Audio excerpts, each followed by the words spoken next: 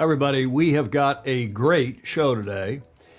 We got James Pleasance and Lisa Meyer standing by in Long Beach. They'll be joining us from the Veterans Memorial Pier. And that's at the Congressional Cup, of course, downtown Long Beach.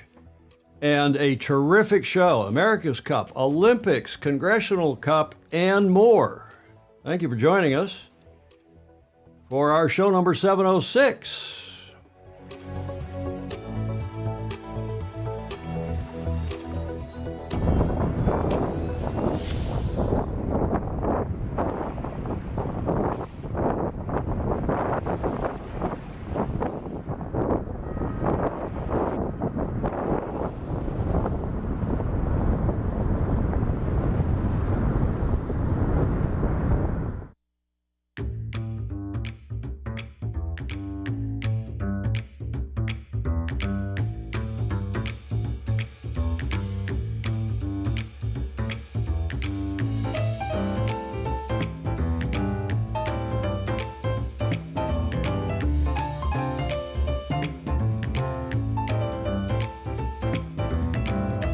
We are once again live from Studio B here at the Beach Street Yacht Club in San Francisco's beautiful Marina District. I'm your host, Tom Eamon, the co-host and Commodore Julia Vatican, Commodore of the Beach Street Yacht Club, is here celebrating another Friday. Thank God it's Friday, Julia. Indeed. Any hot tips before we get going? Should be a good weekend. Should be indeed. And it's going to be windy down in SoCal, especially tonight. They're going to have 40, 50 knot gusts for the start of the Newport Ensenada race.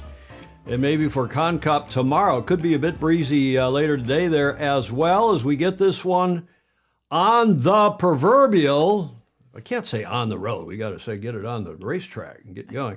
We want to start right off here by thanking our good friend, our super FOSI by now, Andrew Pindar, who was our guest on Tuesday. That show got a lot of views all over the world. Pleased to say he was informing us about, we were celebrating the first ever World Foiling Congress in Genoa, which took place last week on the April the 18th, and give or take. And it was great to have Andrew on. Hasn't been on with us in a while, and he did a terrific job. And we have a video now wrapping that whole conference up. I thought we'd play right here at the top. I'm very happy and honored that the foiling organization decided to have this conference here in the city of Genoa. Keep in mind that foiling is not only for boating and yachting, but is also for commercial application. As a matter of fact, we are actually investigating a very important application in passenger transportation inside the harbor and also outside the coastline that is going to be less expensive and even more efficient for the people. I was quite amazed by the level and the quality of the experts that we had around the table. I think it's good that you then have all the participants in the industry here so we can talk together and discuss these kind of challenges. We need a professional association, and I think finally the foiling organization is going to be a big impulse for the ecosystem in general. The client of tomorrow is going to be the new generation, and they will have a very different approach to yachting and to life in general and transportation. Nice stuff. Congratulations to everybody involved, Luca Rizzotti, and of course, Andrew Pindar. Thanks very much for coming on the show.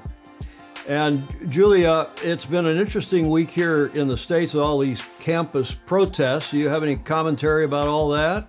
No, but I think everybody's a little weary of them and convinced that they're not doing any good. Yeah, it reminds me of the 60s.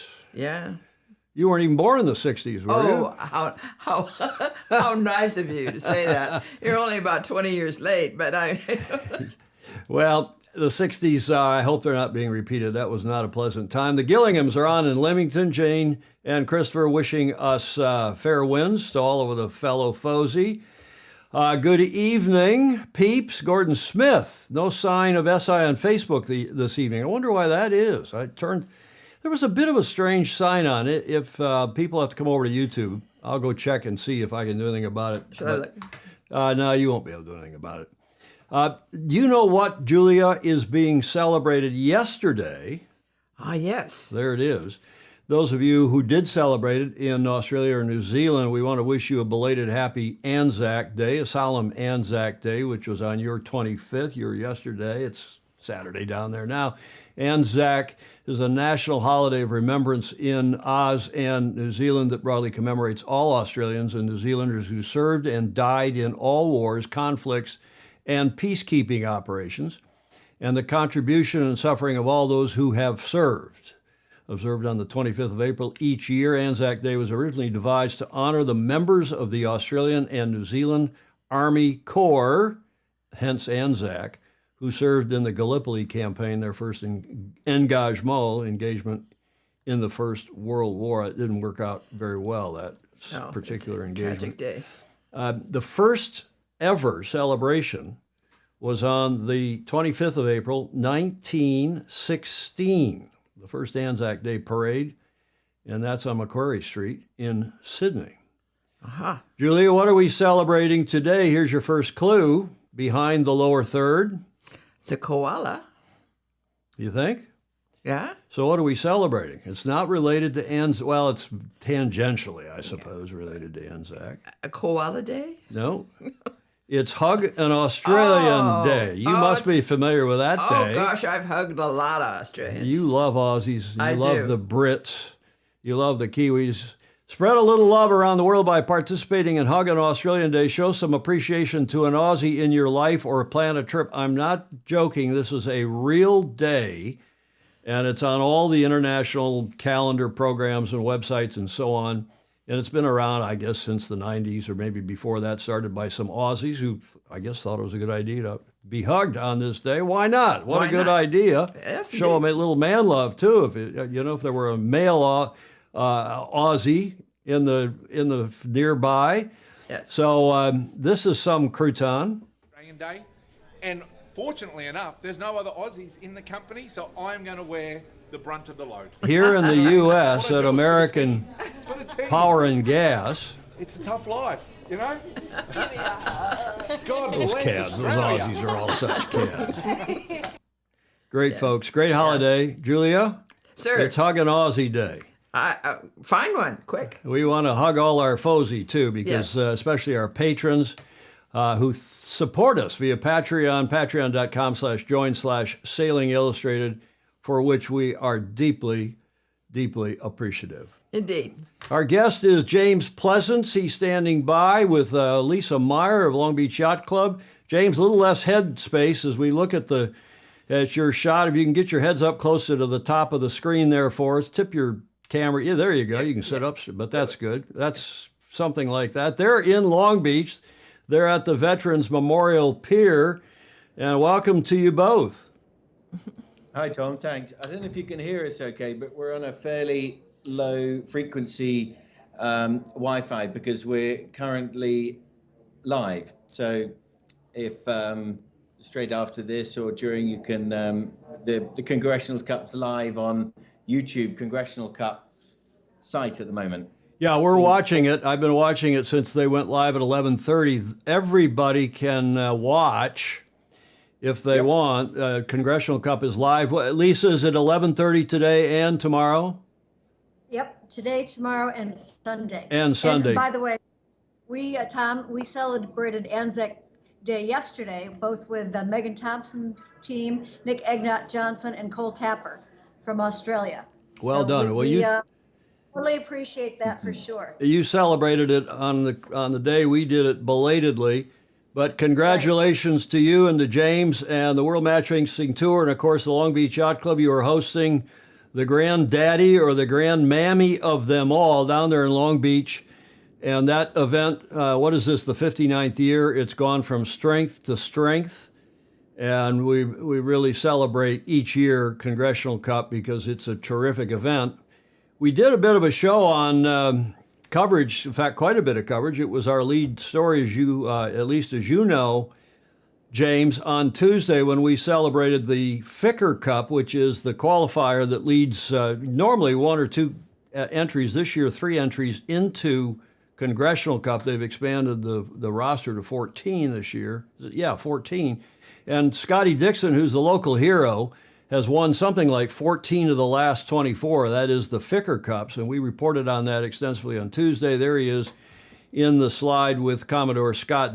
No coincidence, or I guess a big coincidence. Scott Dixon, spelled differently, who is this year the current Commodore of Long Beach Yacht Club. Scotty Dixon, of course, from the famous Dixon family in New Zealand. And his dad, Roy, is really the patriarch of racing sailors down there. His brother, Chris Dixon, a dear friend of mine who I did several America's Cup campaigns with. And Scotty he won that regatta. He's not doing so well so far in Congressional Cup. Yesterday he had a couple of close calls, including one with Loins, that is the esteemed Long Beach Yacht Club Race Committee boat, right off the pier, where our two guests are presently situated watching the racing. It is a great place to watch the racing. If you're in SoCal, if you want to take in Congressional Cup, it's stadium racing right off the Veterans Memorial. It's the Belmont Pier, but Belmont Veterans Memorial Pier, and the racing continues through Sunday there. So go have a look. It's also where the 2028 Olympics will be situated. This will be the venue. The pier is going to be rehabbed a bit, and it will be quite a deal. Lisa, James, anything to add to all of that? Yeah, so I was just going to say one thing. You were talking about Scott Dixon, this year's Commodore of the Long Beach Yacht Club, and Scotty Dixon, winner of the Ficker Cup. They had the Long Beach Grand Prix on at the same weekend last weekend. That was also won by Scott Dixon. So there's something going on with Scott Dixon's in this part of the world. And just to correct you, so the field of the Congressional Cup this year went up from 10 to 12 teams. So we're at 12 teams, and they all competed in a round robin. The top 4 have already advanced to the quarterfinals, and the remaining 8 are sailing a repechage today. The top 4 of which will join the other 4, if that makes sense, in the quarterfinals tomorrow. But it's windy, it's blue skies, and it's live coverage all day, every day today, Saturday and Sunday. So tune in and follow. I'm afraid they're not foiling boats at 50 knots, but we've had a few collisions, and no one's hit the pier yet, but they got quite close. And I understand Harry Price is there crewing for Gavin Brady. Speaking of hitting the pier. Not Harry Price. There's a Harry West. Harry West. Oh, Harry West. I thought I saw Harry Price on the crew list, so he's not there. Well, that's too bad. Good thing I didn't run. I was going to grab that video from when Price Point, which is the corner of the pier there, was named after his collision some years ago. Let's go to a recap of what's going on. So 12 teams, not 14. I've confused that with GovCup because they've gone from 12 teams to 14 teams. They're just about to announce their field. GovCup, of course, the junior version of the Congressional Cup down at Balboa Yacht Club. So first 4 have already advanced to the quarterfinals. That was after round robin 1 completed yesterday. And they are in the repechage round now. And that will determine the other 4 quarterfinalists, which will start. Lisa, does that start later today or tomorrow? The repechage is going on right now. We've just completed 2 flights of the 7 flights. Copy that. But when will you get into the quarters yet today, or will that be tomorrow? Tomorrow. So that's the repechage today, which is a full round robin of the remaining 8 teams, as I understand it. That's correct. Okay, so closing out the opening round robin stage of the 59th Congressional Cup today in Long Beach, the top 4 teams, Ian Williams, this was yesterday, Jeppe Borsch from Denmark, Dave Hood from the USA, and Gavin Brady, who's a Kiwi now living in the U.S., each advanced to the quarterfinal stage of the event today. The remaining 8 teams will compete in a repechage stage on Friday, where the top 4 finishers will also join the quarterfinals. There was the results of the first round robin at yesterday evening, and you can see the top 4 teams were Ian Williams, who's won this event and the World Championship. How many times has he won ConCup, guys? 5 times. 5 times. How many times has he won the Worlds, James? After December in China, it made him a 7 times, so that's a world record, and a record 5-time Congressional Cup. So he's all about the records. Is there anyone who has won more ConCups and/or Worlds than Ian Williams, the British lawyer? not worlds, ConCups, I don't believe so. No, Taylor and he are tied at 5. Taylor Canfield. Who, by the way, is right now should be helping to commentate if you're going live on the congressionalcup.com. Although because he's sailing SailGP, he wasn't able to compete, but he is commentating for us. Good. Good. That's good to hear. Let's go back to the results. So Ian was on top of the leaderboard last night, and hence advancing to the quarters, along with Jeppe Borch from Denmark on 8.5 points. You see, Ian had 9 wins, 9 points. You get 1 point for a win. You can have points deducted if you get into a penalty situation with the judges, with the umpires. So second place, Jeppe Borch, he lost a half a point due to a collision earlier in that round robin. Dave Hood, who didn't do so well in Ficker Cup, but was qualified anyway, was pre-qualified. He's in third place on 7.5 points. So he went forward to the quarterfinals and is not in the round robin today. And then you had 2 guys on 7, Gavin Brady on 7, and Yanni Berntsen from Sweden. And you can see Yanni up there, third from the top. They were both tied on 7 wins, but on the tie break of who beat who, Gavin beat Yanni in their match in that round robin. So Gavin goes forward to the quarterfinals. So here's the rest of the field, the crew, I should say, of the top 4. Gavin Brady, Harry Hall. Harry Hall. Okay, not Harry Price. Yes, yeah. Okay, and then I see Josh Wijan talking about good commentators. He would love to be a commentator in future. He'd love to be and he's done some work with us at GovCup and done a great job. He is sailing with Gavin as well. Good crews, a terrific field of sailors, both on the wheels and also crewing for the skippers. There's the top 4, and here's the video from yesterday. Day 2 of the Congressional Cup delivered the amazing racing action for which it's come to be known for the past 59 years. 12 of the top match racing teams in the world hoped to make it to the next round of qualifying as the racing action continued, but only 4 would make it, and the rest will then head to a second chance repechage round. I'll be honest with you, it's a privilege for me to be out here at this. Nobody's out there at 62 crewing. I mean, you know, I enjoy every day and I savor it. And to sail against and with these world-class sailors is a privilege for me. Match racing is the coolest part of sailing, in my opinion, because you can do things in match racing that if you did a fleet race, you'd get thrown out of sailing and beat up in the parking lot. But here, you're complimented for it.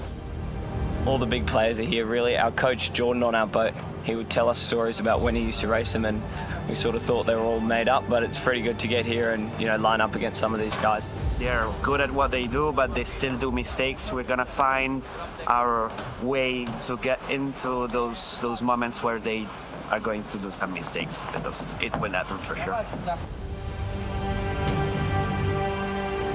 Yeah, we racing Jeppe Borch, who we faced in the finals last year. We had a clear plan of what we wanted. We were able to get a penalty on him in the pre-start when he attempted to steal balls and collided with our port side. We're feeling good, and we're still ironing out a few things, but we're pretty happy with it. Conditions are a bit more stable now than they were race 1 for us. Yeah, no, feeling fast, feeling a bit more switched on now, and yeah, a really fun race.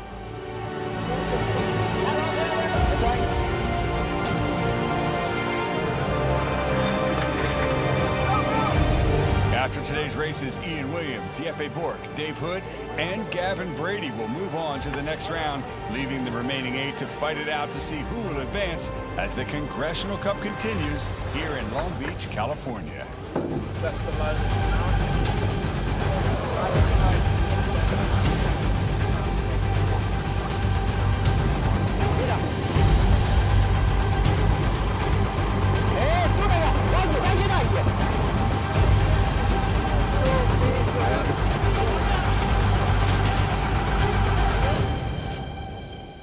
Good video. Mm-hmm. Huh? Yep. Good video, guys. Thank you.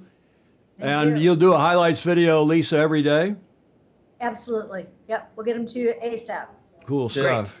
Well, I get it. Let's look at the entire field, if we may, and tell us about the field, if you would. It's Chris Poole, who won every race last year, and he's already lost a couple matches. Really? Ah. Yeah, he didn't make it through the top 4, but he's doing okay. I think he'll do well. Eric Monin from France is Chris rather, of course, from the U.S. Eric Monin from France is a regular on the match racing tour. Has won quite a few events, but he hasn't won the Congressional Cup yet, has he? He is not. No, and it's a family affair with Eric. He's from Switzerland, by the way, not France. Switzerland. He has his wife on board, his brothers. It's an entire Monin family crew, which is always fun. And he actually the skippers meeting earlier this week. They have their child here this week who was 2. But the kid has actually done 3 Congressional Cups because his wife was pregnant the first year they did the event. So that was an amusing fact at the skipper's dinner the other night. But, how about Jeppe Borsch from Denmark? Well, Borsch he finished second narrowly, last year, and those guys are on fire. He's got his eyes on the prize this week. He really wants this. And they're in good shape. They're in good shape. A new name, Rocco Attili from Italia. Yeah, great team actually. They were originally they were slated for the FICA Cup, and they got bumped up to the Congressional Cup after Matty Sepp was unable to make the Congressional Cup. So he actually came out still a week early, so he was able to be around here for a week. But that was good for him, and he's doing okay. They're a good team. They do a lot of local racing in Garda and some of the other Italian match races. So I think we'll see more of him. And Nick E.J. from New Zealand, the son of the famous, even more famous mother. Nick's been doing very well on the youth tour, and now he's on the senior tour, so to speak. Nick E.J. Yeah, I think he's aged out now of the youth. Former Tour World Champion in Sydney in 2022, and here with his Kiwi team, a lot from the New Zealand Yacht Squadron. So he's been here before. He knows the boats. They haven't had a great start, but I was told by Zach Merton, one of his crew, this morning that they were just getting warmed up. So we'll see.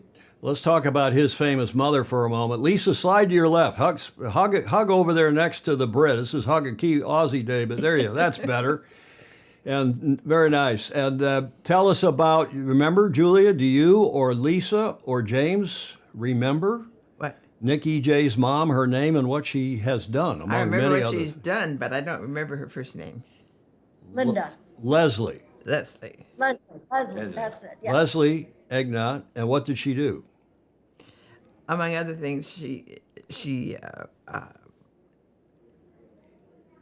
okay. ran a 12 meter. No, she didn't run it. She guys, do you know? Raced in All women's America's Cup team. 1995, she was the skipper. That's right, for Bill Koch. Yeah. Of the all-women's team. She played a key role in it, Julia, you're right. She skippered Mighty Mary, as Steve Gruber's saying. By the way, apologies to those who are, apparently we are not live on Facebook, only on YouTube today. I don't know what Facebook has done or why, but thank God we're also live, as we are most every Tuesday and Friday, both on YouTube and Facebook normally. Back to the crew. Ian Williams, who we talked about having won both the World Championship and ConCup, I guess a record time 7 times in the Worlds, James, and the tie for Lisa for the lead, 5-time winner of ConCup. Yeah, he's got all his titles, and Gavin Brady next to him, who's also shouldn't be discarded. He's a 4-time winner of the Congressional Cup, but he hasn't been here for 12 years. So he's got a few more grey hairs, but he's getting back in the saddle pretty quickly this week. The old man of the crowd, except is he older than Dave Hood, or who's the older of the two, Lisa? I think Dave Hood is the elder of the fleet this week. Well, Well, and he's suffered some health problems. You got to give him a lot of credit because he's out there competing, doing quite well too. I mean, he qualified among the top 4, right, Lisa? That's right. That is correct. He gave at our Meet the Skippers evening on Tuesday night, he actually revealed to the crowd some of his health issues that he's gone through. Very appreciative of his team and the ability to sail on the World Match Race Tour. And today, past few days, they have come out strong. Great. Well, congratulations to him. Give him our warm regards. I haven't seen him in a while. We did talk about him, and also we talked on the Tuesday show about Harold Cudmore. Yes. Because Lisa, I fondly remember we were talking about the Meet the Skippers dinners at Long Beach Yacht Club back in the judging and pre-umpiring days when we just were getting into umpiring in the 80s. And I remember Harold Cudmore, Ted Turner, and others as being famously good dinner speakers, after dinner speakers. And I think Harold Cudmore takes the proverbial cake. You're both too young to remember that. Yes. Right, no, Harold Cudmore. There were some pretty amusing stories earlier in the week that some of the things probably shouldn't be repeated online. It's always fun. Tucker Thompson gets the crowd wound up pretty well. Well, and remember in those days, Congressional Cup was in March, and it was always on the week, Lisa, of St. Patrick's Day, and we'd go down to that Irish bar on 2nd Street, 2nd Avenue, 2nd Street. 2nd Street. And carry on, usually till closing time, and led by Harry Cudmore, who'd probably go out and win as many races as anybody the next day. What a great. Uh-oh, you guys maybe got cut off. Their Wi-Fi was a little suspect. Let's see if they can dial back in here. We're getting a reconnection. In the meantime, we'll look back at, we'll see if we get them back here. They said they were struggling. We got a little bit of a late start because they were struggling to get a Wi-Fi connection, and now we've lost them, Julia, in Long Beach. Hopefully we'll get them back here in a sec. And looking at the fleet, the rest of the fleet, Megan Thompson, who is from New Zealand and one of the top female sailors, certainly match racers.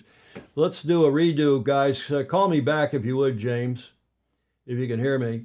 Try again, and we'll see if we can get you reconnected. And then Megan from New Zealand, who was in the finals of the Ficker Cup, and then Cole Tapper, who is a young guy from Australia. He will also be sailing in this year's Governor's Cup. So we're looking forward to seeing Cole down at Balboa Yacht Club again. Cole is also sailing and sailing well. We shall see how well, but he's sailing in Congressional Cup. And then finally, we've got Scotty Dixon, who won Ficker Cup, the qualifier last weekend, but not doing so well this time, so far at least. We'll see if he gets out of this repechage round and into the quarterfinals with the other 4, actually the other 7 at that point. Okay, we're trying to get a reconnection here with Lisa and James down in Long Beach. They're on the pier there, and we'll see if we can get them back. In the meantime, let's go to the comments. Yeah, again, we apologize for there being no Facebook connection apparently today. I could have during one of the videos, I'll go see if I can get a reconnection, but that's most unusual. I don't know what the problem was. Chris actually says he's arriving late today. Work gets in the way. Ugh. Well, at least you've joined us, Chris. Thank you for joining us. Can't post links on the YouTube talk, John Emmett is saying. Indeed, Irish bar bimbos are in, even if the umpires show up. There's Larry Kennedy, who's part of the race committee at Oak Cliff, among other places. Irish bar there on 2nd Street in Long Beach has always been a great place to celebrate. Let's see what James is texting me. Sorry, got cut off. Regards to all, and thanks for having us. So their Wi-Fi is apparently a bit suspect out there on the pier because, of course, they've got the racing going on right there in front of them, and they've got the broadcast going on, and I don't know if the broadcast is also using the Wi-Fi. But good to have James and Lisa with us, even if briefly. Yes. From the pier head there, from the VIP center, the broadcast center, and from the public viewing. at the Belmont Veterans Memorial Pier there in Long Beach, and they will be following the racing live on YouTube. You can watch it now. I was watching it earlier today. Started at 11:30, and maybe we'll tune into that in due course here on this live show. But you can watch it again tomorrow and Sunday, as they'll have the balance of the repechage round robin today among the other 8 skippers who have not qualified for the quarters. And then the quarterfinals tomorrow, probably get into the semis a little bit, and then the semis and finals will wrap up on Sunday on the big prize giving at Long Beach Yacht Club Sunday afternoon.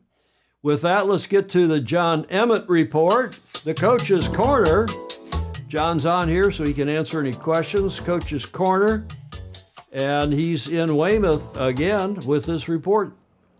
Hi Tom, Julia and all the FOSI. Welcome to John Emmett's Coaching Corner as I take you for a little walk starting at the Customs House around Weymouth, and in the background I'm going to be passing some of my favourite drinking establishments, bars, restaurants, clubs, etc.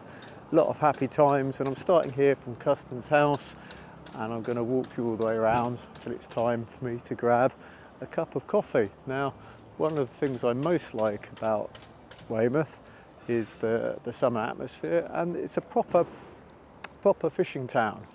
You know, the catch is brought in here at 5 a.m. and you know there's superb restaurants and fresh fish, and you know that health and diet and these things really important. But as I take you around, you know, it's a very happy time for me here in Weymouth. I do have quite a sad topic for today. Now, we've talked a lot about mental toughness, and I think this is one of the things I can help with the most, just to allow sailors to perform under pressure. I mean, as a coach, you're always just adding value, and it's deep down in it's the sailor who gives the performance. But helping Lily with her Olympic gold, I think that the mental side of the game and sailing or performing under pressure is just the most important thing. And it's the same whether it's Olympic gold medal or emerging sailors program sailor trying to get that spot at the final chance for the Olympic Games. And it's something, when I finished university, I went on to study with psychology, sports psychology and these things, because I think that makes a huge difference. And mental toughness, it's perhaps too much of a cliche, but it's about hoping for the best but preparing for the worst, because hope in itself is definitely not a strategy. And this, you know, thinking about what could happen, it's so important. That's why even 3 years ago we're starting to prioritise any training in the air as a priority, and why I think with the US Games just around the corner, getting to know that venue is incredibly important.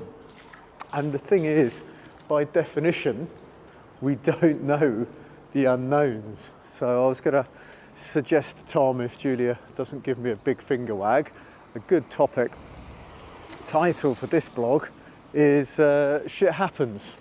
So recently been at the farm, doing quite a lot of work, and you know, prevention is better than cure, so I'm trying to solve problems before they become big problems, that old snowball effect. So, you know, fixing roofs, fixing windows that are missing, all these things that need to be done, and before, you know, rainwater comes in and causes a lot of damage. And this is something you have with a, you know, 400-year-old farm, that you have to get that work done. You don't wait till the window is blown out or the water's actually coming in the roof, try and get it all fixed. So there's a lot of work going on there. But the last time I arrived, unfortunately, there was a somewhat unpleasant smell. And this basically was because the sewage system for the farm had failed. So with all my budgeting for new windows, new roofs, all the rest of it, I could have never imagined that I was going to have to do that. And that's actually something that is obviously, well, for environmental reasons and all the rest of it, something I have to do immediately. So yeah, it's a very English expression, finger wag, get ready, shit happens. So that really brings me on to the main topic about the sailing. And people will notice, although for sure Castle Cove is my home club, and it's where at the moment I think I'm probably going to be sailing 3 times a week, as long as the wind is light enough. It's not going to be aggravating my shoulder, and that's a very key point. It's always very hard to take time off from doing something you love. I saw Anne-Marie didn't race here because of some issues she's had with her wrist. Just to prove it's all recorded live, so to speak, in one take. That was a phone call that came through, so sorry about that. But yeah, my heart goes out to Anne-Marie. I'm sure she's doing the right thing, having that time off now, let the soft tissue heal on her wrist. Actually, for me, the issue I have with my wrist is a bone issue. So there's a bone that's actually slightly in the wrong place. We call it misassociated. I think I've got that right. So rather than a full dislocation. And that's something that I'll be talking about as and when, because I think it will be of interest, because you know, you need to look after yourself, and it's very tempting to keep on sailing, training, do the things you love, whereas actually it's better to have some time out. But my doctor's appointment for that was cancelled yesterday, hence the different topic.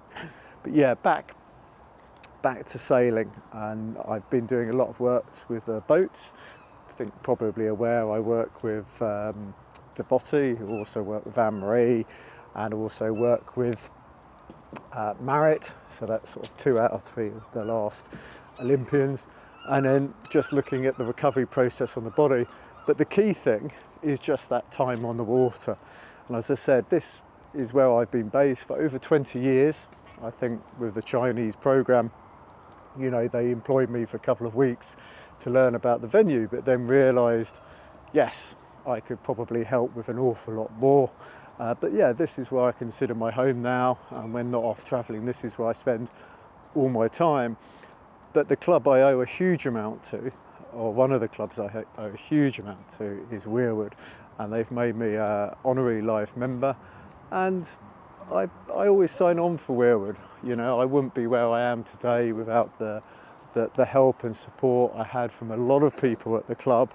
And sailing, it changes people's lives. You know, I was a young lad, dyslexic, not particularly at sport, and then suddenly, you know, there was something I could do and make a huge difference to my mental, physical well-being. And yeah, I couldn't go sailing enough. And unfortunately, without going into too much detail, what's happened to Weirwood is they don't own the water, as it were, they sail on. And although they negotiated a new lease, which I think was for about 50 years, not so long ago, between the Rio and the Tokyo Games, they have a new landlord who I believe is very focused just on trying to make money, and I'm not convinced there's not much opportunity in a tucked away reservoir to bring people in for coffee shops and pedalos, but there we go. So the club, you would have thought, is secure. They've got a 50-year lease,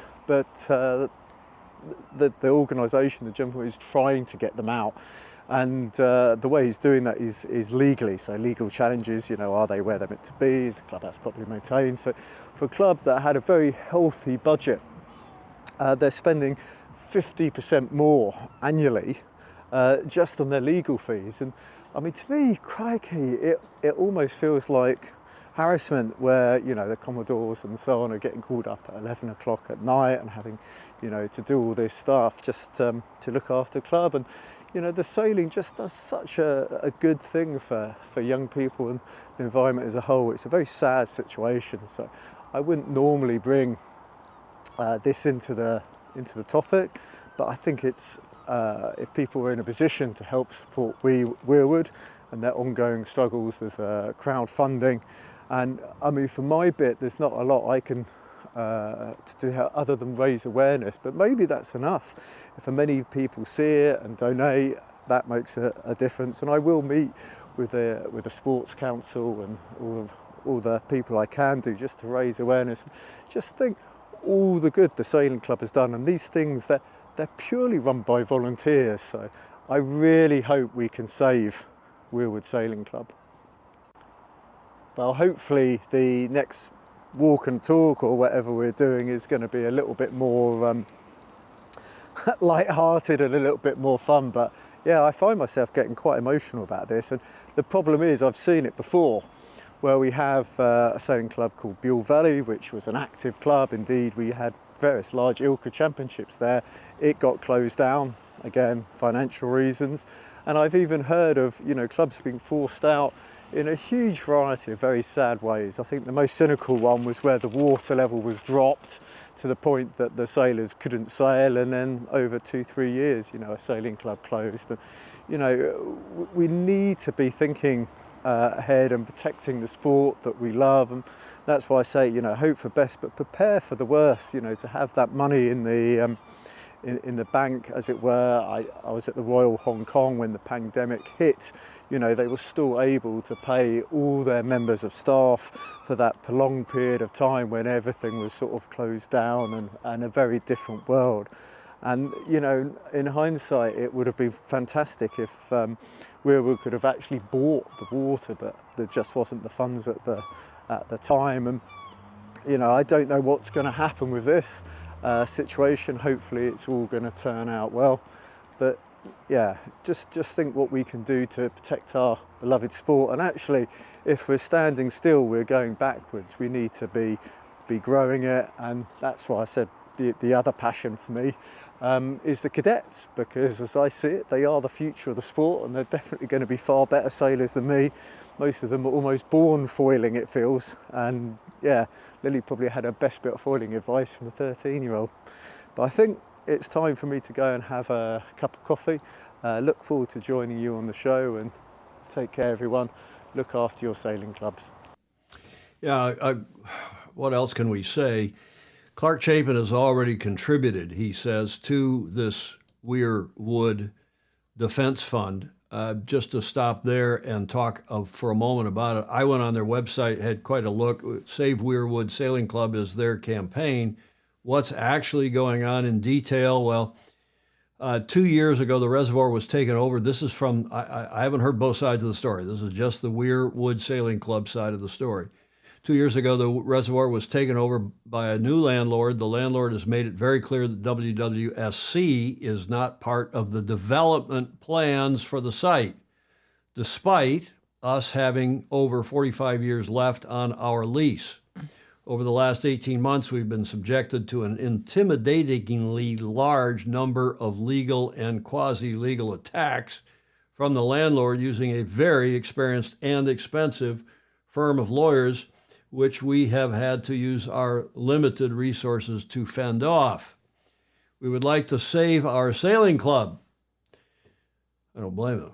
We cannot allow an individual with the financial resources to manipulate the legal system to bring down the curtain on a sailing club with 50 years of sailing history and thousands of people's quiet enjoyment of the facility. It will also be a blueprint for other private landlords to ride roughshod over the rights of member clubs the length and breadth of the country, meaning the UK. So please support us in our fight. And you can write to them at info, their email address, info@wwsc.org.uk. You can go to their website, wwsc.org.uk, and they do have some kind of a crowdfunding, crowdsourcing. In fact, Clark Chapin, I see in the comments, has already contributed to it. And I see any number of people, hundreds of people, I think, have contributed 50, 30, 50 or more pounds to the effort. Now, that's only the one side of the story. I haven't heard the developer side of the story. If we do, we'll maybe carry that. But it's a sad situation, as John says, in our beloved sport when a club of this stature faces elimination because of what is apparently real estate development around that reservoir. They should learn to turn it into a great advantage for that site. Well, you'd think that that would be an attraction for whatever development they're putting there. Like, I wonder if we should put them in touch with Fort Worth Boat Club. Oh, yeah. Who, of course, built their clubhouse and just lately rebuilt their clubhouse. by selling plots of land around the facility and to members and others who then built what they call cabanas, what we would call cabanas, and they're these cabanas, And they're which I've stayed in any number of They're times.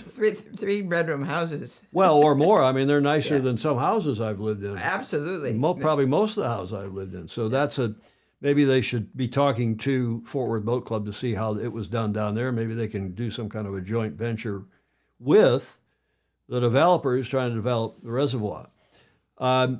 The Facebook show, yeah, I put a link over on, I don't know what's going on with Facebook today, so again, I apologize. I did everything the same that we always do, but apparently it is not co-streaming to Facebook, and we see all of you on YouTube, so it's a good thing. Clark Chapin is saying that nearly 6,000 pounds have been contributed to their goal of 10,000 pounds to fight this battle, at least the initial stages. And Steve Gruber making the point, I guess, that any boat club that leases their land as opposed to owning it is in peril. And Julia, you would know about that. Oh my gosh, yes. St. Francis, right here in San Francisco. Yeah, has a series of 40-year leases, and every time it comes nearing its end, it's always incredible. Although I happen to know that little plot of land is the only city-owned property that is profitable. That makes money. For the city. That is the plot of land on which St. Francis sits, just the 3 blocks away from us here. Right. Well, good thing the Beach Street Yacht Club is owned by you. Yes. It's owned by you. Temporarily. Well, as long as you're around, it's owned by you. So that's the good news here. And again, I think I'm going to look into this some more. And if any of you watching from Weirwood Sailing Club want to pass along more information, or if the developer wants to tell us their side of the story, I'm happy to air it, I think. I would do that. That's John Emmett's report. John Emmett Sailing, get to the front of the fleet, for which we are always very appreciative indeed. Terrific report. Before we, I'm just going to look in here. The live from Long Beach on YouTube is running. They're almost, well, they are more than 2 hours now into their live stream of today's racing. Again, this is the repechage for the other 4 places in the quarterfinals, which will commence tomorrow. Live racing again tomorrow at 11:30 on this same Congressional Cup YouTube channel. And also on Sunday for probably the end of the semis and the finals, depending upon the weather. The race-offs are always wants to juggle that a little bit, depending upon, you can watch that live, depending upon what the weather is, how much racing they actually get in tomorrow versus carry some of it over to Sunday. And they're going to have a lot of wind down there. It's quite breezy today, as you can see at ConCup, and it's going to be really windy down there in SoCal tonight. Okay, let's do the Olympics. Let's do the Olympics. Day 5 of the Last Chance Regatta is the deciding day in the foiling board classes. In the Formula Kite, we're going to watch 2 semi-finals and then go into the 4-rider final. And on the windsurfers, we have a 3 knockout round with a 3-sailor final.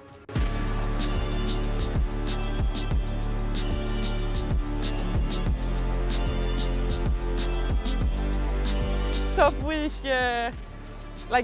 mostly mentally, but really strong feelings actually. When I moved from quarterfinal to semi-final, I knew I was top 5 nation, and I managed to qualify Sweden for the Olympics. In women's windsurfing, the sister act of Katerina and Barbara Svikova took gold and silver to secure Olympic qualification. In the men's windsurfing, Makoto Tomizawa stormed to gold and grabbed a place for Japan at the Paris Games. Work is far from over. We still got the games, which I'm excited about getting into, but I'm even more excited to go and compete there and show the world what I got. In women's kiteboarding, Elena Langviller has dominated all week to grab a place at the Olympics for Switzerland, and in the men's kiteboard, Connor Bainbridge finally brought that Olympic spot home for Great Britain. Okay, these 2 events that are going on, it's a little confusing, but there are 2 events going on in the air. The so-called Last Chance Regatta, well, both of them are in a sense a Last Chance Regatta, But there is a qualifying for nations. It's a last chance for nations to qualify in events for which they have not already qualified. And indeed, the U.S. has qualified in 2 more events now of the 10. They've qualified for a total of 9, but they've now qualified for 2 more based on performance by some of the U.S. athletes in that event this week. Those events, that qualifying, nations qualifying event, is over. The regular kind of EAR week, that's put on every year as an Olympic classes regatta, continues through tomorrow, and that's really a training event, and it's also last chance in that it's the last big Olympic classes regatta to take place before the Olympics in Marseille, starting in late July and into August. There is a world championship or two, like the NACRA 17s have their worlds, so we're not really talking about those, but there are more Olympic class events, just not a big Olympic classes regatta. Qualified for the U.S. Now in the IQ foil, Noah Lyons, he finished second in this last chance nations regatta.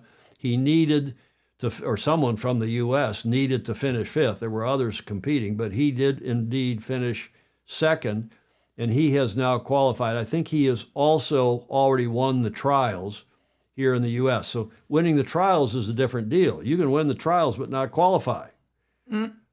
For the nation may not be qualified. So it's a bit of a confusing system. But if you think it through and somebody more articulate than I can explain it, then that's the situation. Also, the U.S. has qualified here at the last moment in the men's foiling kite, the FK, as I and others are starting to call it. Marcus Edegren from the USA was 4th, needed to be at least 5th in that regatta to qualify the U.S. He finished 4th, so just by the skin of his nose, he has qualified the U.S. and will be going, I believe, he has won the trials and will be going to the Olympics. That's good news. So yeah, qualifications are now closed, and the USA has qualified in 9 of the 10 Olympic classes. You'll ask which one did we not qualify in? Well, it was surprisingly, the most popular one. John Emmett's, well, he's ILCA 6, but he's also an ILCA 7 coach and denizen. So no U.S. entry in the ILCA 7. And we had ILCA 7 sailors competing, but they didn't get in high enough in the final standings there in that regatta to qualify the country. Now, the continuing saga of what's going on with U.S. sailing's leadership of our Olympic effort took another blow, at least a PR blow, when this lady, who is our last Olympic gold medalist, this is Anna Tunnicliffe, who maybe is the most physically fit sailor any of us have ever known. She's been featured widely outside of our sport for being so bloody fit. She won the gold medal in Beijing in 2008, well, the Beijing Olympics. The Olympics were, sailing course was on the coast. She is our last gold medalist. And here she is on the podium with Ginterė Šeit from, well, Lithuania, married into the Šeit family from Brazil, and Anna Tunnicliffe on the middle of the podium. She was the gold medalist. And there is our FOSI, and John's wife, John Emmett's wife, Golden Lily Julegia, who was the bronze medalist in 2008. And of course, she won the gold medal. She won the gold medal in 2012 in Weymouth in the UK in the ILCA 6. So there is that podium from the 2008 games. And now this letter, which aired in Scuttlebutt, among other places, in the last 36 hours, that Anna Tunnicliffe, our last gold medalist, sent to U.S. Sailing and published it publicly. And it says, I excerpt from it. I'm not going to read the whole thing, although I'm going to read a good bit of it because it's a superb letter. I want to share my thoughts and experience from the perspective of a seasoned Olympic campaigner. This last month, I finished my 5th and final campaign trying to represent the USA at the Olympics. Now, you show her, this is obviously not a sailing picture, but this is at one of these other games where I'm going to back that off so you can see Yeah.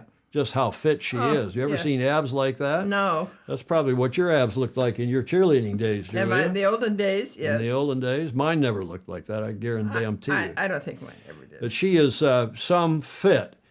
She says that the final months of this campaign in the women's skiff, which she tried to qualify and tried to go forward in, have been overshadowed with the disruption of the leadership, the coaching staff, uncertainty on funding, logistics, and finally a lawsuit against what is widely regarded as the biggest supporter and sponsor of the U.S. sailing team. She's talking about America One Racing. Right.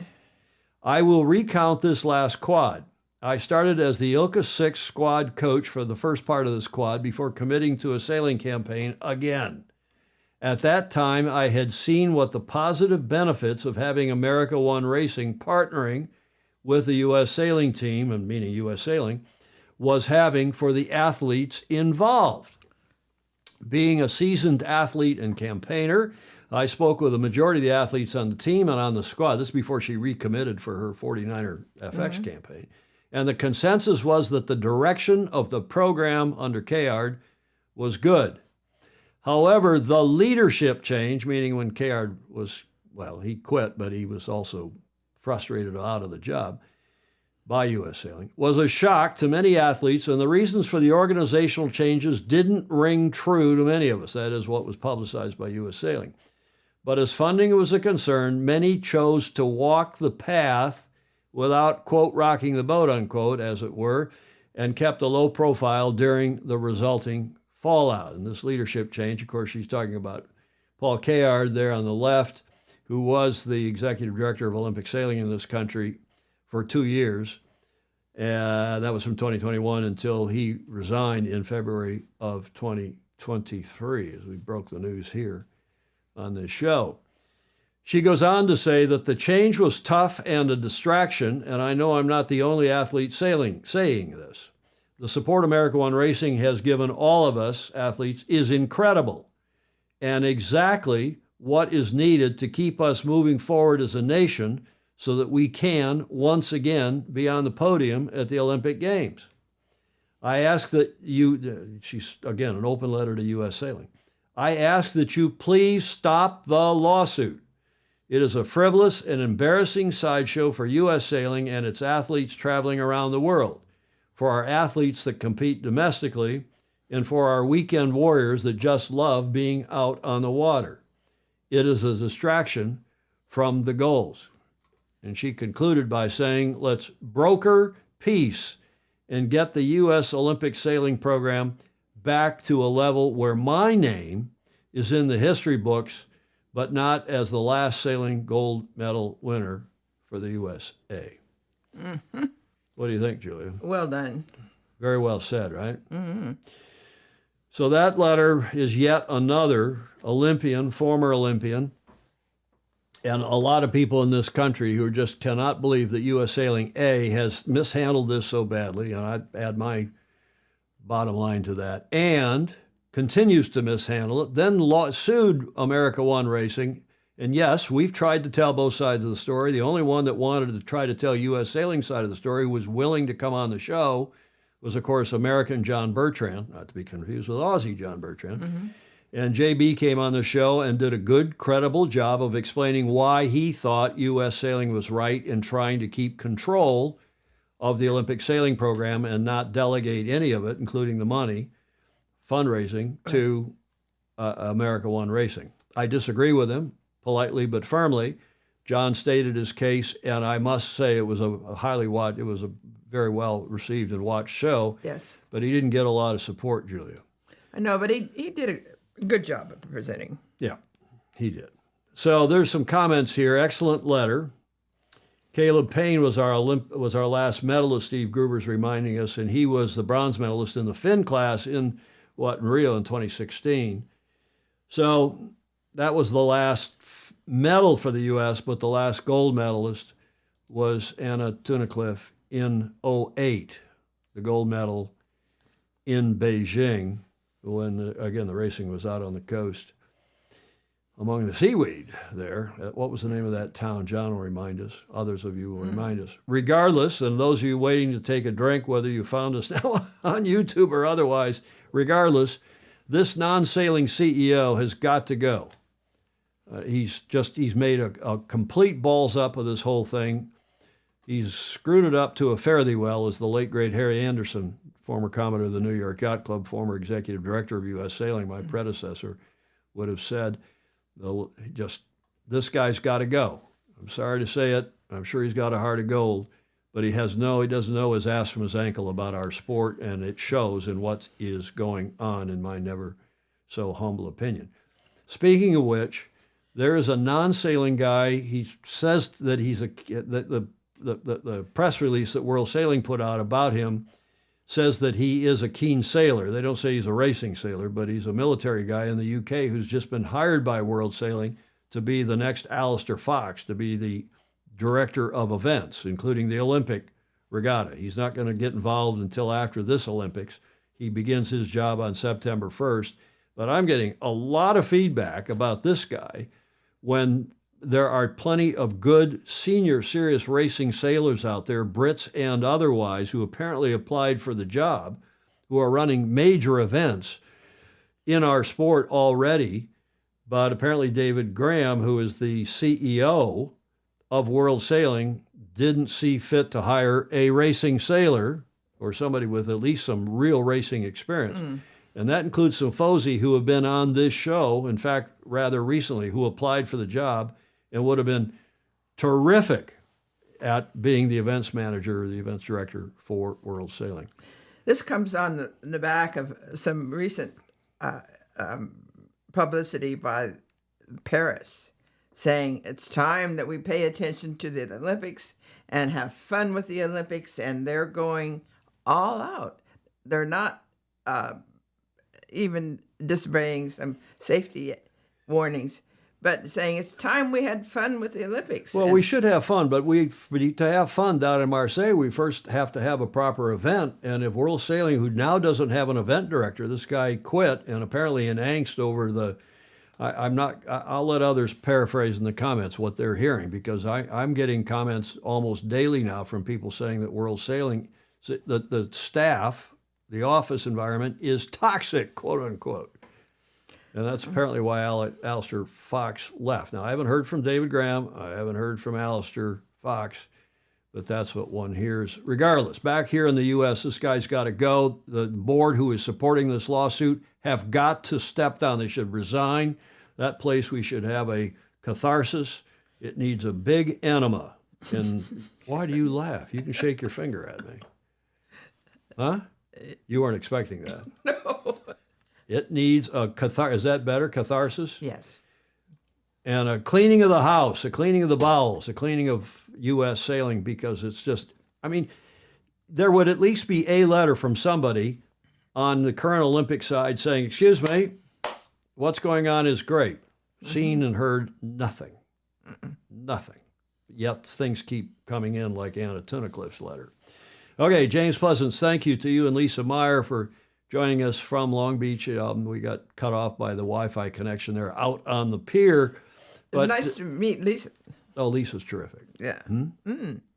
Okay, let's go on here now and look at what's going on in the America's Cup, because you talk about some revealing, no pun intended. Well, it is a pun, but it wasn't intended. Revealing news. We've got 3 of the 6 teams had revealed prior to the last couple days.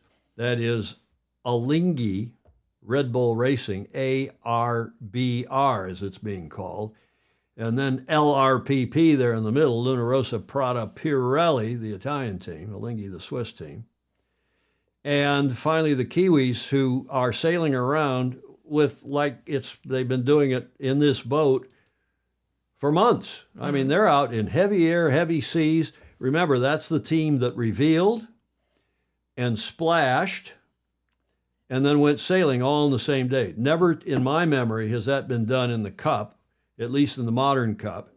And sails up, went out, dry tack, dry jibes, and they're out bouncing around this week. There's video of it, and I'm not even going to bore you with it because it's just video of them out looking superb in the rough conditions of the Hauraki Gulf and the back of the paddock and so on. LRPP's had some problems down in where they're training down in Sardinia, on the southern end of Sardinia, in Cagliari.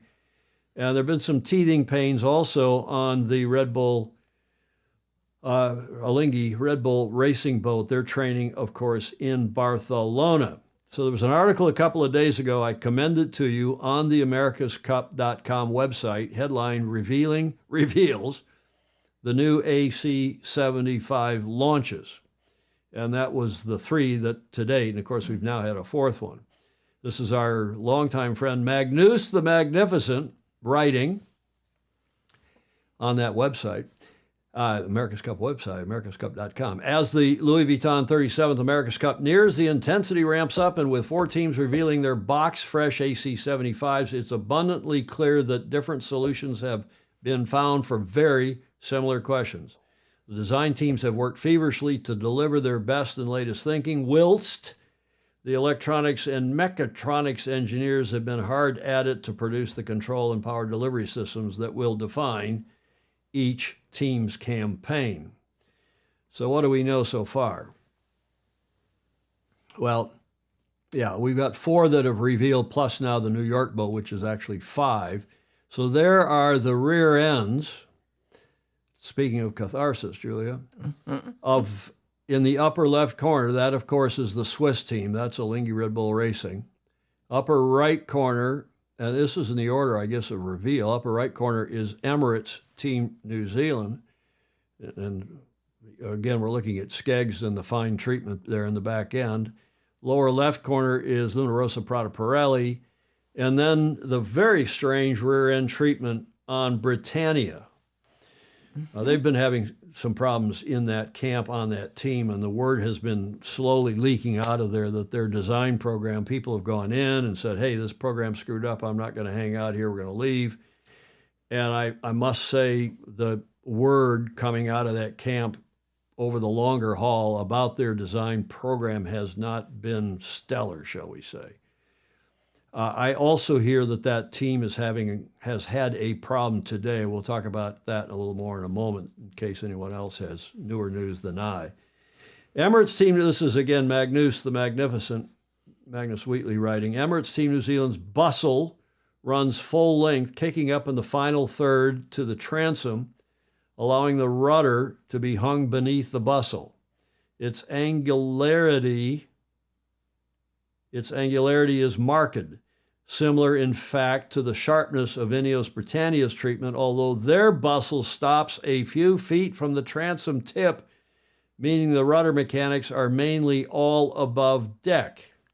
Now, that presumably will cause some windage, but maybe there's enough windage back there anyway from the wind wrapping around the mainsail and so on and coming off the back end of the boat and the other accoutrement back there that it's not that big a deal. We shall see.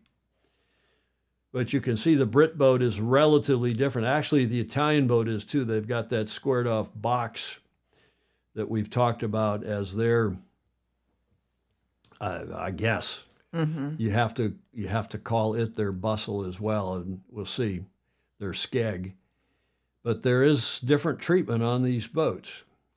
Now, Julia. No, I was just going to say it's going to be very interesting to see what happens. Well, and that's why I don't want to get too carried away here until we see the boats actually in the water and see how they perform. I can tell you that the Kiwis are performing very well. They look good. I can tell you too that Alinghi Red Bull Racing they've got their new foils on because they don't have old foils. They got the old boat with old foil, but they've got their new foils on, and they're long and they're thin, and they get up and perform in light air.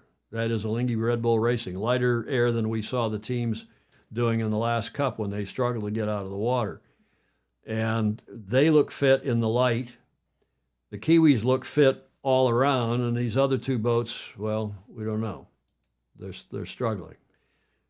It does look like Luna Rossa Prada Pirelli has had a couple of good days of training in breeze and bump down there in Cagliari. Now let's look specifically at the back ends of these boats. There's a lot of water, by the way, coming off the foils, too, I'm noticing. And I've talked to a couple people and made this comment, and they hadn't noticed it. And then they went back and looked at the videos, and they said, oh, Tom, I think you're right. A lot of water coming off the foils of Luna Rossa Prata Pirelli when they are foiling around. So they are also on old foils, though, so we'll see what happens. I think they are. There's the back ends of those boats.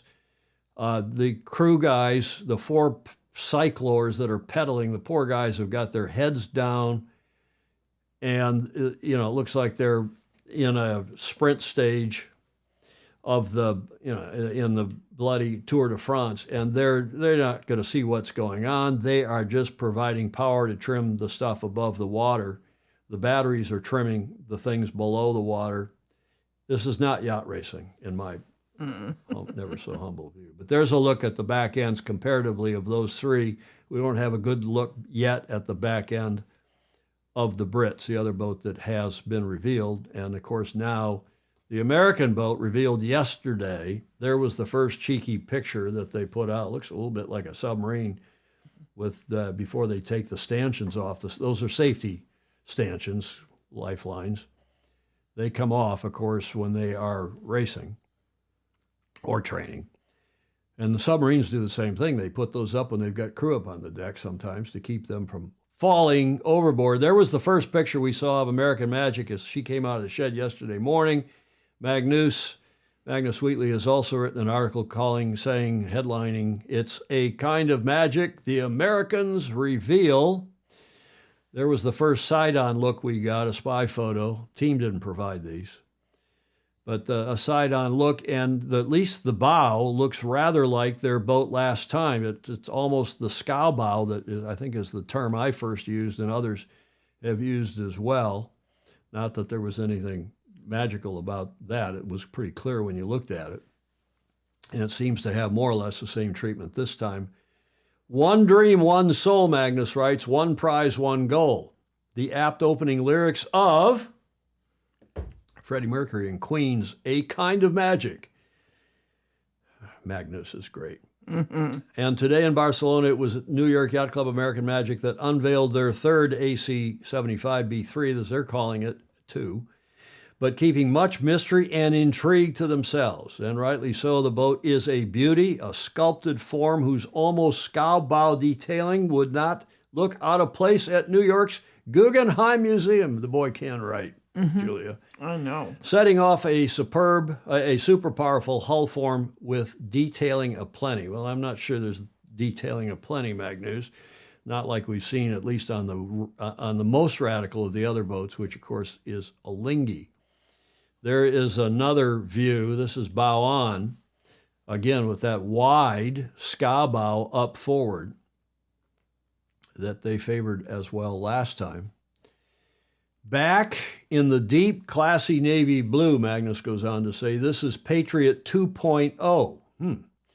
Well, this is the name of their boat from last time. A logical but radical step on from the boat that many believed had way more potential than was realized in 2021. Of course, they capsized and crashed and burned, and destroyed their electronics and more.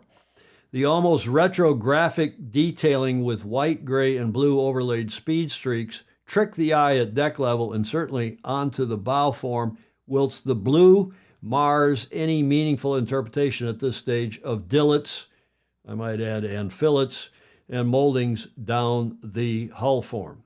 The flaring at the bow underbelly off the fine entry skag and bustle is extreme, arguably more extreme than we've seen elsewhere. I think he's right. This is the boat that the New York Yacht Club is pinning all of its hopes on to return the America's Cup back to its West 44th Street Clubhouse in Manhattan. It's magnificent and historic West 44th Street Clubhouse. And on first limited sight, it certainly looks potent. And then the spies released this video as she wheeled out yesterday morning.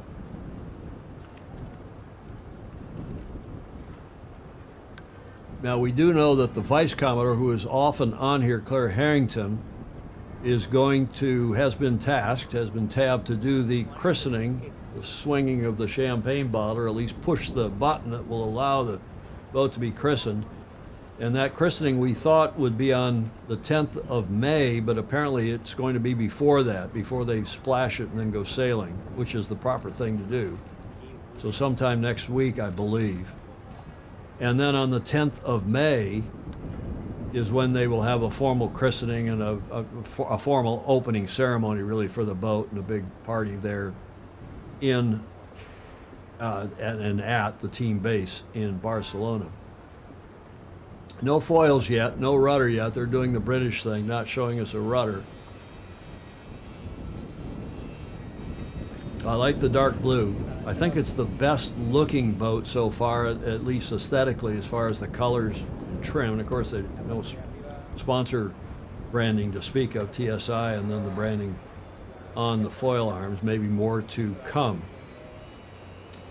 Dogzilla Monster, meaning Stingray, up in Seattle, saying something common between Ineos and AM, American Magic, is how Pindar transported both, yet both are missing their rudders. Yeah. Pindar commented earlier, too. What was his comment about the fabulous sport we're privileged to be a part of? That stretches from the displacement Catalinas this week and ConCup through the foiling and through AC 37. And yeah, indeed. I agree, Andrew. Just love it, Ted Ryman is saying. Hawkinson. Hello, Hawkin is saying the paint jobs remind me of the dazzle camouflage on the warships during World War II. Yes, a bit of that. Clark Chapin likes the tow cart. Fog Machine here in the Bay Area is saying humpback whale breaching. I know, I saw that. Dogzilla Monster. Stingray also thinks it looks like Starship Enterprise. Tracker is saying, yeah, Magnus can really spin a story. No question. Ted Ryman making a clever comment. Reminds me of an albatross flapping for takeoff. I wonder what they're going to name this boat, Ted Ryman. A lot of speculation about the name. I know what the name is. I've been asked not to reveal it and will not. But it's not what you would normally think of a New York Yacht Club Challenger or Defenders, particularly Defender back in the days of courageous and intrepid and valiant. Patriotic names like Defender, Freedom, Liberty, Resolute, and so on. So they did some measurements. They stuck the rig in.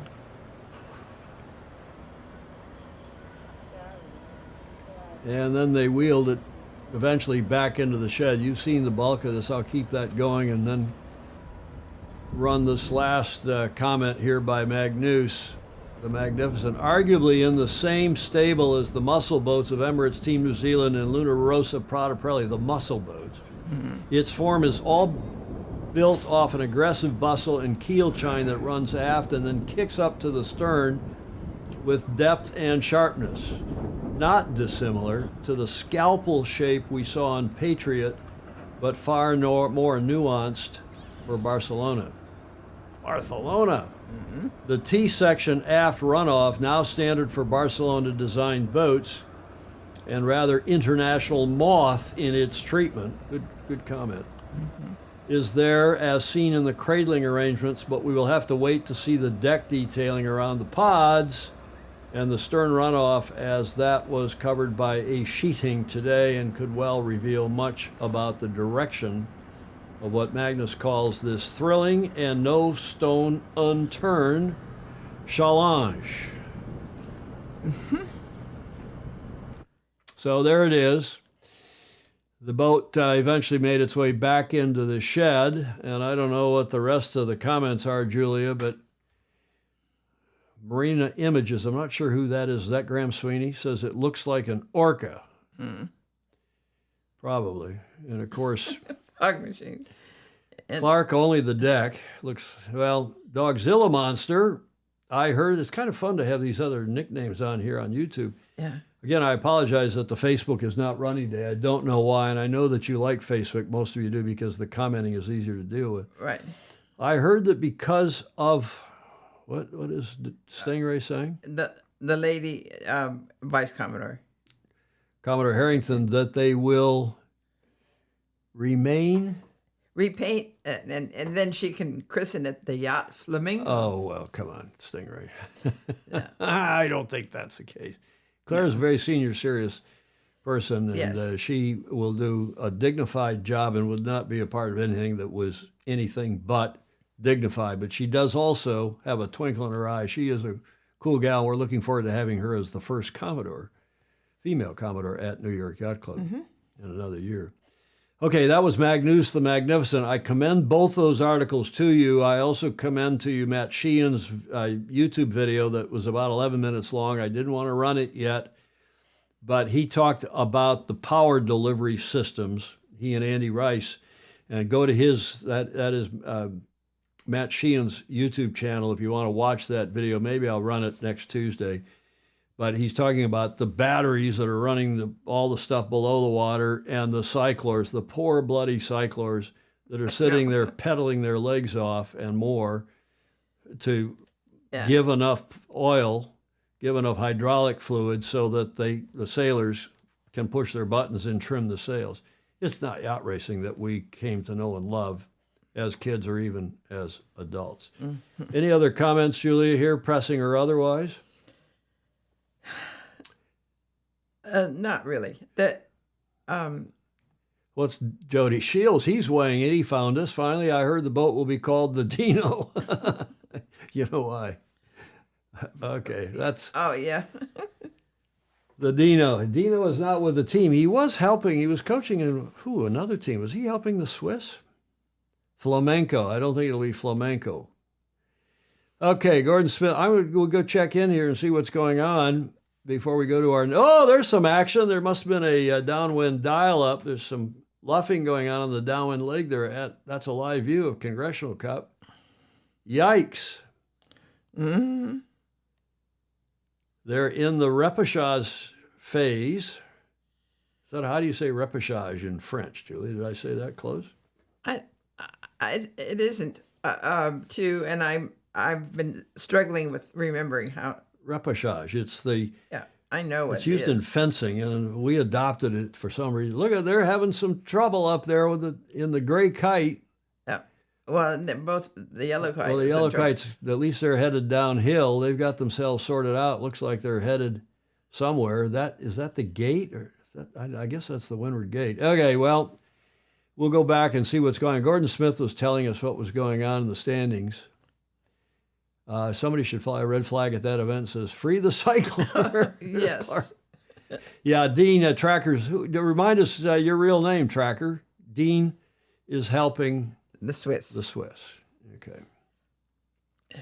Thank you for that. I got a Bravo Zulu here coming off the back end of that America's Cup report. We're an hour and 23 minutes into this show. I want to compliment the Brits. I'm not so wild about their AC-75, but time will tell. I hope it's great. I hope this is super competitive. I hope even the French are good and we have a great go, because if the challengers as a group aren't pretty good, none of them is going to be good enough to go on and beat the Kiwis. And I would bloody love to see the Kiwis get beaten. I think it's really sad that they took the event offshore. Yes. I think they've won it back magnificently in 2017. They defended in 2021. Now it's time for them to lose it and let somebody else. I hope New York wins it and takes it back to Newport, Rhode Island, or maybe Pensacola, Florida. But if they take it back to Newport, Rhode Island, that would be ideal, in my opinion. If the Italians win it and take it to Cagliari, which is where they say they'll run it, Julia, don't you think that would be good? That'd be fun. Huh? It'd be fun. Go to Sardinia. I love Sardinia. We were talking about it with Stingray after the show on Tuesday, and Cagliari is a fabulous spot. In fact, Cagliari, Sardinia, not Cagliari, but Sardinia, as the Italians call it, is one of the blue zones. You know, they've identified these blue zones where people routinely live to be 100 years old. There's one, I think, in Okinawa, Sardinia. There's one down in Southern California, Loma Linda. Is that it? Mm-hmm. And one or two other places where people live to a ripe old age Yes. like you were doing. You're going to live to be 100. That's why I'm not worried about the Beach Street Yacht Club going anywhere anytime soon. It will at least be here another 15 years, right? Oh, gosh, yes. Huh? Of course. But Sardinia it's dry. They have nice food. They have nice wine. It's a wonderful spot. So if the Italians win it and take the cup there, that would be, in my opinion, fabulous. If Alinghi wins it, where will they run it? Who knows? Maybe back in Barcelona. Gordon Smith says no one is taking it back anywhere. Next edition will also be in Barcelona. He thinks whoever wins it will be in Barcelona. Maybe. Håkan Håkansson is saying Yorkshire. I wonder if they're still drinking to the word Yorkshire. I'm sure they have a different word today. But back to the Brits and to their program called the Athena Pathway. This is their AC45 program for the Women's and the Youth America's Cups. And they've really formalized this. They're putting a lot of energy into it and a lot of publicity, and bravo Zulu to them, particularly the women's side of this, as we talked with Andrew Pindar on the show on Tuesday. The British entry for the Women's and Youth America's Cup squad has a shared resume of 6 Olympic medals. And of course, the Brits are doing quite well in that department. Right. So it's easier for them than most countries to find Olympic medalists for such a program. And 22 World Championship medals. The 12-strong squad also cements the reunion of one of sailing's most successful competitive partnerships with Hannah Mills and her 470 crew Saskia Clark, set to race together again for the first time since they won the gold in Rio in 2016. So first on the team sheet is Hannah Mills, the team boss, the CEO. She's done everything to prove that she's an incredible leader for this team. Her sailing history, we all know what it is, but what she's actually doing on the simulator and putting the team together and the whole structure and everything has been incredible, and it's provided the team with this awesome opportunity that we really look forward to putting forwards. Yeah, Hannah has had experience in Sail GP, that high-speed foiling experience, taking the tactical skills that you have elsewhere into these faster boats, boundary constraint racing and so on. She can perform in a number of different classes. Not just Olympic sailing, and what she brings to the team is an enormous amount of experience across a breadth of disciplines, so that is a huge asset to all of us. I think it's terrific, but wait, there's more, because we have a video about Saskia as well. Saskia Clark came quite late into the simulator training, but immediately picked it up so fast, was really ingenious with some of the ways that she learned to use the HMI, the buttons and the systems for how everything operates, and just brought huge enthusiasm, and she has incredible experience, winning background, and to see her bring that to the group, and it was incredible to watch. Yeah, Hannah and Saskia, their experience together, racing with one another, understanding the relationships, how they work together, how they respond to certain levels of tone and all that kind of thing is a huge asset, and if we can take those experiences, they're only going to help the team further down the line. 2 terrific videos. They featured other members of the team, and this Athena Pathway, I want to call it Parkway, but I think it's just an amazing program. They've done a great job. I think the Aussies are going to be good too. I think Olivia Price, not just because she's a FOSI and her parents are FOSIs, and her brother Harry Price, who I thought was sailing in Long Beach, but he's not, it's Harry Hall. But nonetheless, I think the Aussies are going to be good, and I hope we see some PR from them. I know just before we went to air, I got an Olympic video from Alistair, which I didn't have time to stick in the show. But this is impressive. And yeah, did I say AC45s? I meant AC40s. Thank you very much for correcting me if that's what that comment meant. Andrew Pindar, appreciate it. Mm-hmm. Andrew was a terrific guest, don't you think? He was. And I'm just forever admiring his knowledge and his ability to use it. Indeed. Indeed. Okay, now, Athena, this is the program, and it's both the youth and the women are on this same pathway, and they're in the simulator, and they're training together, and they're sharing information. And probably the other teams, youth and women's teams from the various entries are as well, but I think this gang, I put them at number 1 so far. And they've also got an impressive name and patron. Athena, you know who she was? Yes. The goddess of wisdom, warfare, and handicraft. Often given the epithet, I wonder why, Pallas. Anybody here is Greek? Is an ancient Greek goddess associated with wisdom, warfare, and handicraft, who was later, here's a word I had never seen, Julie, you going to Stanford, you've probably seen it, syncretized with the Roman goddess Minerva. Syncretized. Was that like merged? Synced? Syncretized.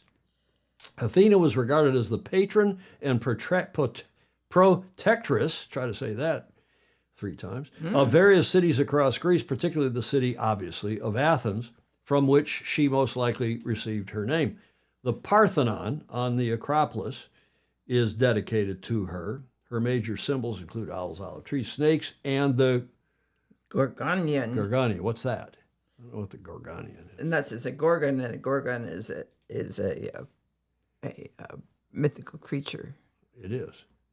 In ancient Greek mythology, religion and mythology, the 12 Olympians are the major deities of the Greek pantheon, commonly considered to be Zeus, Poseidon, Hera, Demeter, Aphrodite, Athena, Artemis, Apollo, Ares, Hephaestus? I don't know. Hephaestus, Hermes, in French, Hermes, and either Hestia or Dionysus. They were called Olympians because, according to tradition, they resided on Mount Olympus. See what you learn here on Sailing Illustrated? I'm glad to know that. Now it's Greek deities, Olympians. I know. Okay, enough of that segment. Which is a natural segue into this day in history, Julia. What happened on this day in history? The 26th of April, 1986. Oh, 1986. We should think about that. Any idea? Any of the FOSIs have an idea? April 86. There's your first clue.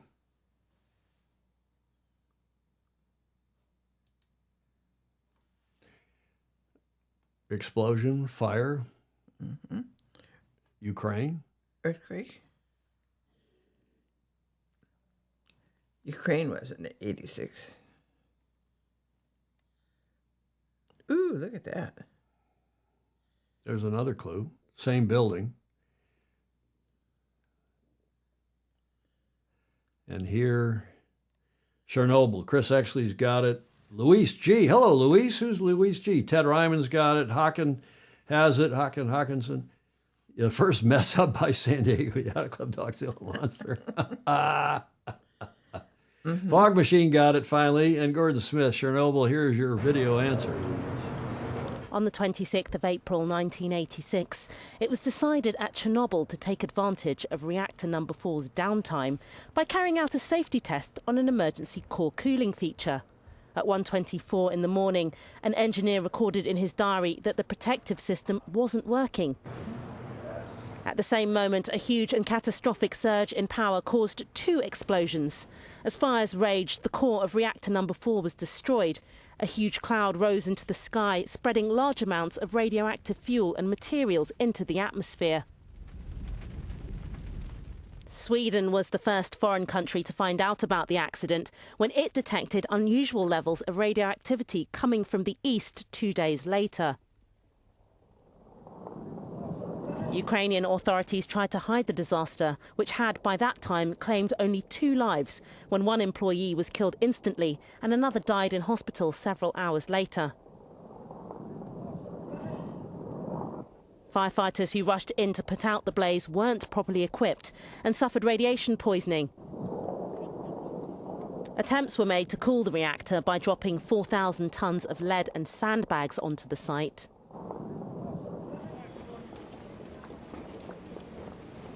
"48,000 people living in Pripyat were also victims of the ineptitude and secrecy of the authorities.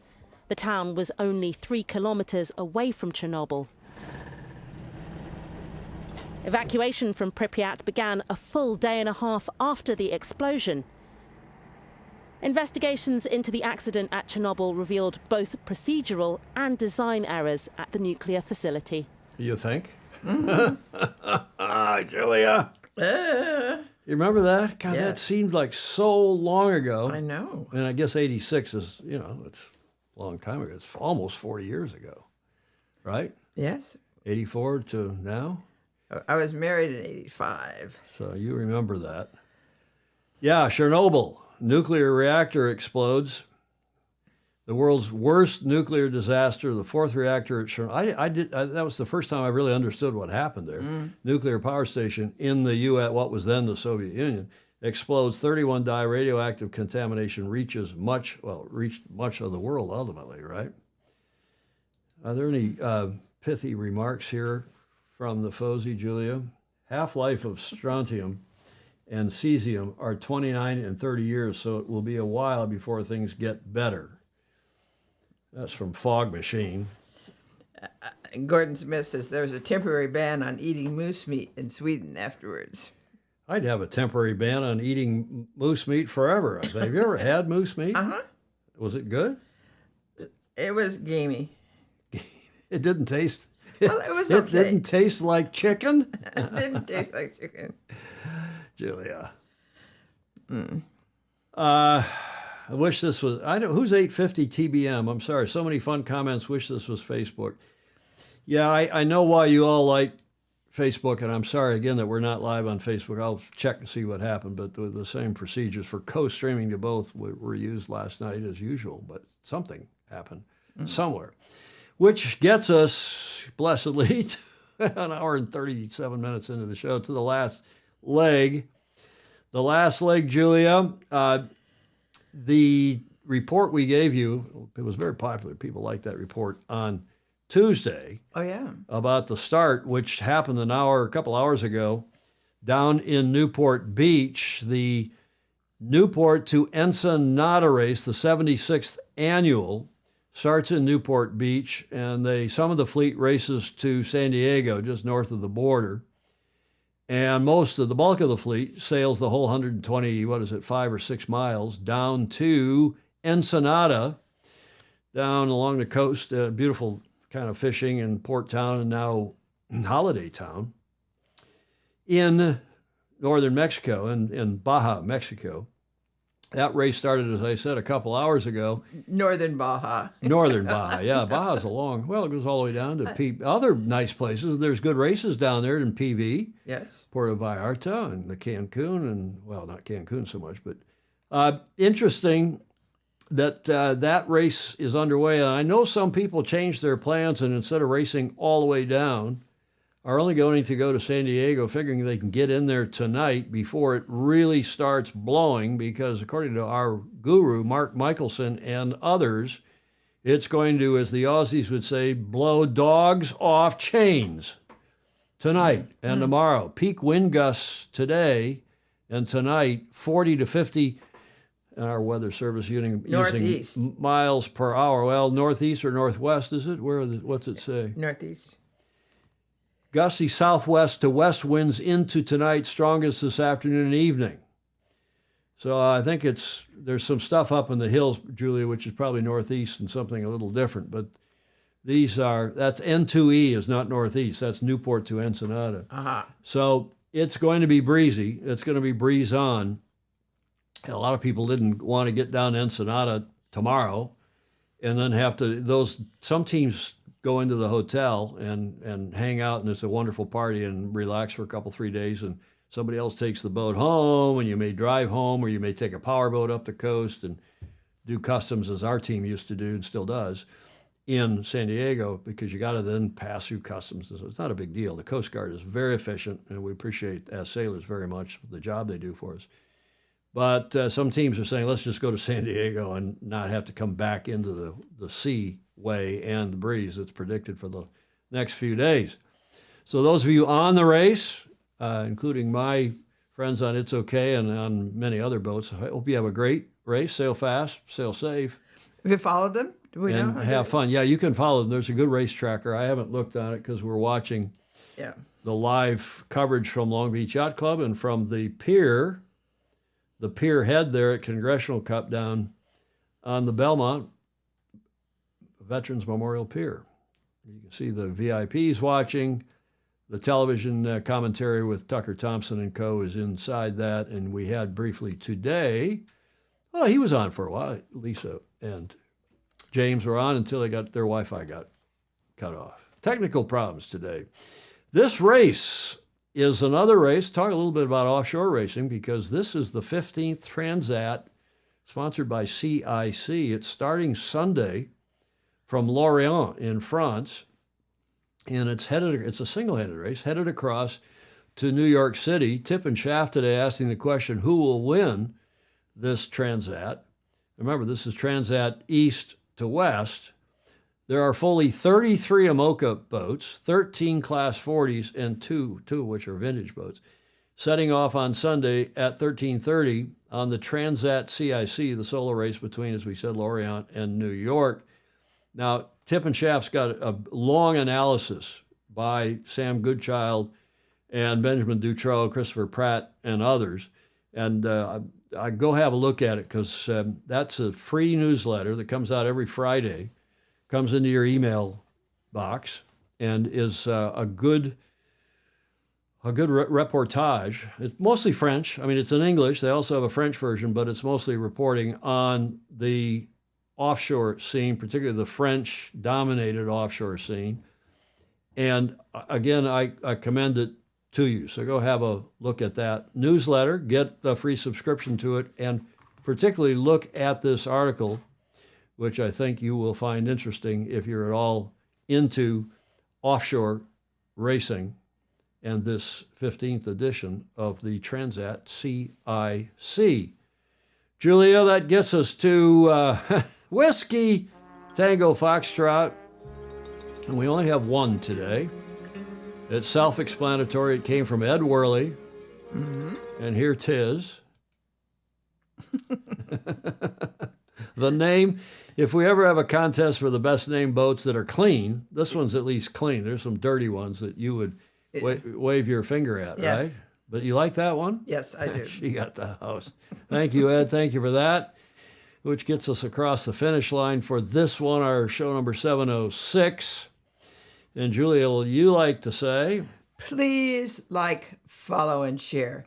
And it's sort of interesting to look at where those things get liked, followed, and shared on your computer too. So. And thanks to those of you who shared the show from YouTube over, and I did as well. I was able to do that during one of the videos, over to the Facebook channel. And I'm sorry, I don't know what happened on the Facebook today, but we'll look into it.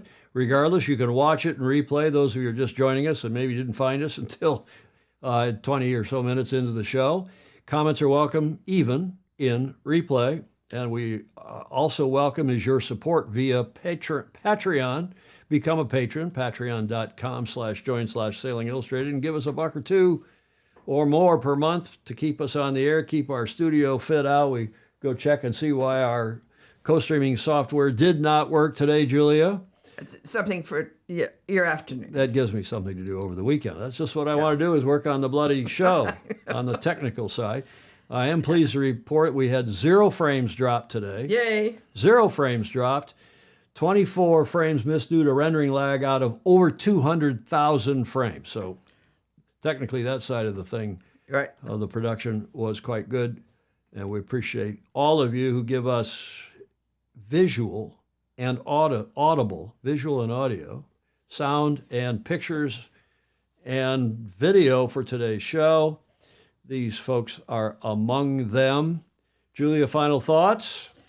I was just reading that Dogzilla apparently is quite difficult to earn a WAG. I hope not too difficult. What did he want a WAG for? I don't know. Give him a WAG just for good to that comment. Don't give me a WAG. Yeah. Okay. Thanks, everybody. Gordon Smith, he's using a word that in the comments that needed. Well, that's testicles, just a medical term, right? Another part of your body, like your finger. You're wagging your finger. Yes. Yeah. Gordon Smith is saying it's a remarkable size, a class for offshore. And remember, they're all single-handed. Yes, there's some qualification going on here for Vendée and so on. But it is an amazing thing How does anyone earn a finger wag today despite my Ficken Cup, Dogs Hill? Okay, forget about all that. Forget about everything. Have a great weekend. Hope to see you next Tuesday. In the meantime, sail fast, sail safe, and have fun. Ciao for now.